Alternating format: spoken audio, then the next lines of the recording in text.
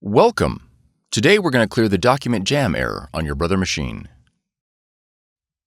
This video will cover multiple models and operating systems. Even though your machine may not match the model on the screen, the overall process will be the same.